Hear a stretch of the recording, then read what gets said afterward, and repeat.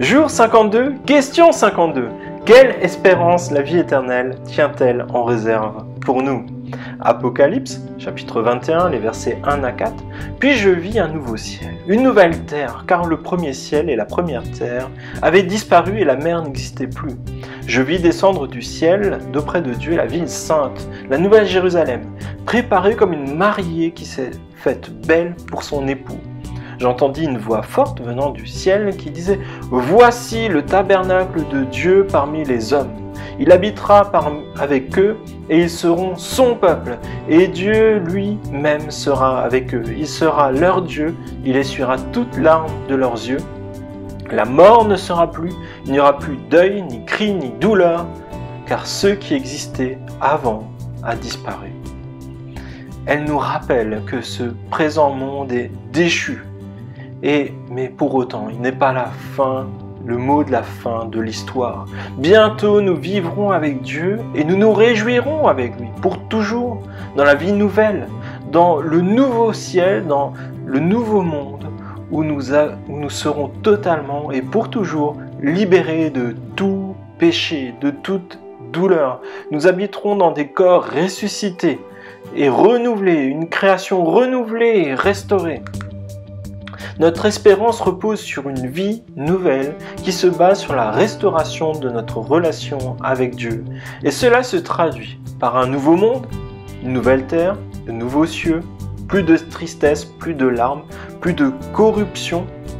Deuxièmement, un nouveau corps glorieux, un corps qui ne connaît ni la maladie, ni la mort, ni la douleur.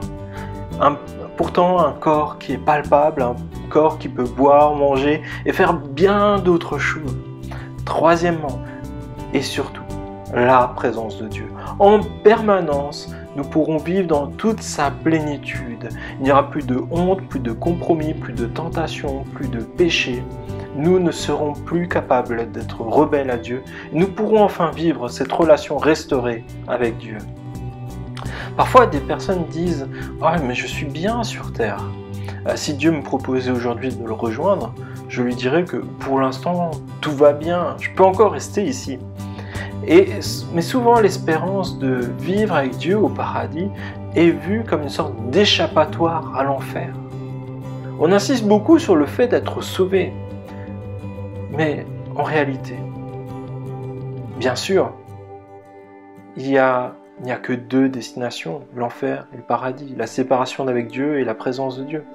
Mais comprenez bien, vivre avec Dieu n'est pas une échappatoire, loin de là, mais c'est le principal objectif de notre existence. Nous avons été créés pour vivre avec Dieu. Nous avons été créés pour être en relation avec Dieu. Ce que nous connaîtrons de meilleur dans toute notre existence se déroulera assurément lorsque nous serons dans la présence de Dieu. Dieu nous permet de vivre de belles choses sur cette terre maintenant, mais le meilleur reste à venir, car nous vivrons enfin ce pourquoi nous avons été créés. Mes amis, c'est l'espérance la plus sûre, la meilleure que vous pourrez avoir. Ne prenez pas la vie avec Dieu et l'espérance du paradis comme une échappatoire, mais comme le but de votre existence. C'est mon encouragement personnel. Et je vous invite à la prière. Dieu éternel, nous attendons avec impatience l'établissement définitif et complet de ton royaume. Nous désirons ardemment voir le jour où toute larme sera séchée. Nous soupirons après ce jour, où nous n'aurons plus à combattre contre le péché, contre les tentations, contre des choses qui nous détruisent. Et nous avons cette espérance solide et ferme que la vie éternelle à venir nous donne le courage de faire face aux épreuves de cette vie. Nous pouvons avoir confiance en toi. Viens, Seigneur Jésus, viens, car nous sommes impatients de vivre la meilleure étape de notre existence. Amen.